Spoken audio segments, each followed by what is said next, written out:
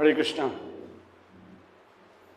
आज आप लोगों को देखना है प्रेजेंट कंटिन्यूअस टेंस। अब आप प्रेजेंट इंडेफिनिट पढ़ लिए, पास्ट इंडेफिनिट पढ़ लिए, अब आप प्रेजेंट कंटिन्यूअस देखिए। प्रेजेंट में कंटिन्यूअस से आशय ही होता है कि लगातार। इसके बारे में मैं इसके पहले बता चुका हूँ, आप लोगों को शायद याद होगा, नहीं याद होगा पिछला वीडियो देख लेना।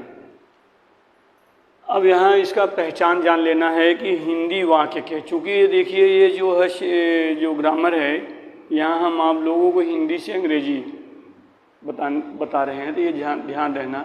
इसीलिए हमें जो भी बताना है वो हम उसी पैटर्न पे बताते हैं ताकि आप लोगों को बड़े आराम से समझ में आ जाए। तो हिंदी सेंटेंसेस के अंत में, हिंदी वाक्य की क्रिया के अंत में क्या होगा? रहा है, रही है, रहे हैं आदि शब्द होता है। ठीक है। अब अगर मान लो कि इसके साथ टाइम भी दे दिया है कि वह 3 घंटे से, तब फिर वो कंटिन्यूअस नहीं रहे। कंटिन्यूअस के साथ परफेक्ट भी हो जाता है कि उसमें टाइम दिया है, इसमें टाइम नहीं दिया है। ये मैं आप लोगों को एडवांस बता रहा हूँ। हालांकि ये बताना है हमें किसमें? परफेक्ट कंटिन्यूअस में, लेकिन मैं अभी बता रहा हूँ ताकि तुम लोगों को ज़रा सा कहीं कोई कन्फ्यूजन न हो। तो अब ये ध्यान रखो कि हिंदी वाक्य की क्रिया के अंत में क्या है? रहा है, रही है, रहे हैं आदि शब्द होता है। ये मूल रूप से इसकी पहचान है। जैसे मान लो कि वह विद्यालय जा रहा है, हम पत्र लिख रहे हैं, वह अपने गांव पैदल जा रहा है, अध्यापक हमें पढ़ा रहा है इत्यादि। ऐसे जहाँ भी रहा रही रहेगा। हम सड़क पार कर रहे हैं, वो नदी में स्नान कर रहे हैं, ऐसा जो भी सेंटेंसेस बनेंगे उनमें रहा रही रहे होगा। तो ये इसकी पहचान हो गई। अब इसमें चूँकि हमें 4 प्रकार के सेंटेंसेस पढ़ना है, अफर्मेटिव पढ़ना है, निगेटिव पढ़ना है, इंट्रोगेटिव पढ़ना है, इंट्रोगेटिव प्लस निगेटिव पढ़ना है। तो अभी जो हम देख रहे हैं वो क्या? Affirmative sentence. अफर्मेटिव सेंटेंस का जो हमने देखो एकदम एक लाइन में इसके नियम बनाए, ये आप याद कर लेंगे या ध्यान में रख लेंगे तो बात बन जाएगी। अब ये कुछ चीज़ें ऐसी, अब ऐसे है जैसे कुछ नहीं याद करना है, चलो ठीक है जी, ऐसे नहीं हो सकता है।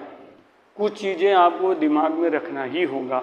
अब वो चाहे जैसे भी रख पाएँ या समझ के रखें, याद करके रखें, क्योंकि जो रूल्स है, रूल तो आपको याद करना पड़ेगा। क्योंकि यूजुअली हम लोगों को यहाँ पर कम बातचीत करते हैं अंग्रेजी में, तो इसलिए आपको इसको याद करना पड़ेगा। और जो प्रैक्टिस है जिनके पास न, तो there is no need to make it by heart, usually they have learned all this thing.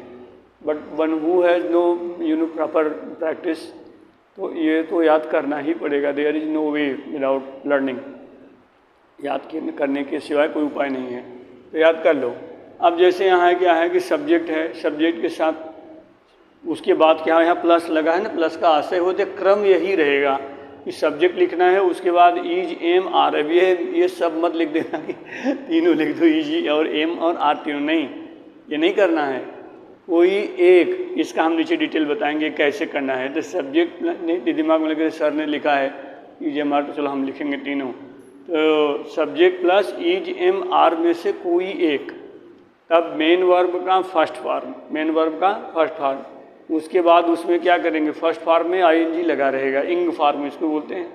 उसके बाद ऑब्जेक्ट लिखेंगे, ऑब्जेक्ट के बाद कॉम्प्लीमेंट लिखेंगे, adverb of time, adverb of place, adverb of manner इत्यादि। जैसे सेंटेंसेस होंगे, बड़े सेंटेंसेस हैं तो ऐसा, नहीं तो हम आपको अभी तो प्रैक्टिस करने के लिए बहुत छोटे छोटे सेंटेंस बताते हैं ताकि आप लोग अच्छी तरह समझ जाओ। इसके बाद जो हम फिर प्रैक्टिस कराएंगे तो आप लोगों को बड़े सेंटेंसेस देंगे और इतने से काम चलेगा भी नहीं, इसमें यूज पढ़ना पड़ता है। जब यूज वगैरह पढ़ लेंगे तब आपको बढ़िया ट्रांसलेशन करने आ जाएगा, और जब उसका प्रैक्टिस हो जाएगा तब आपको बोलना भी आ जाएगा। मैं इसके पहले ही बताया हूँ कि लिखना, पढ़ना और बोलना तीनों आ जाए तभी तो ठीक है, पढ़ने का आशय ठीक कंप्लीट है। अब जैसे यहाँ देखो, यहाँ हमने क्या बता दिया, नोट। नोट में क्या देखना है कि ही, शी, ईट, वो अन्य सिंगुलर सब्जेक्ट के साथ क्या प्रयोग करना होता है? इज का प्रयोग किया जाता है। सबके साथ ध्यान रखना, सिंगुलर सब्जेक्ट जितना होगा ही, सी, ईट, वो अन्य सिंगुलर सब्जेक्ट के साथ इज का प्रयोग करना। जैसा हमने लिखा ना यहाँ इज, एम, आर, तो इज, एम, आर में से कब इज का प्रयोग किया जाएगा, कब एम का और कब आर का, ये बात मैंने यहाँ लिखा है।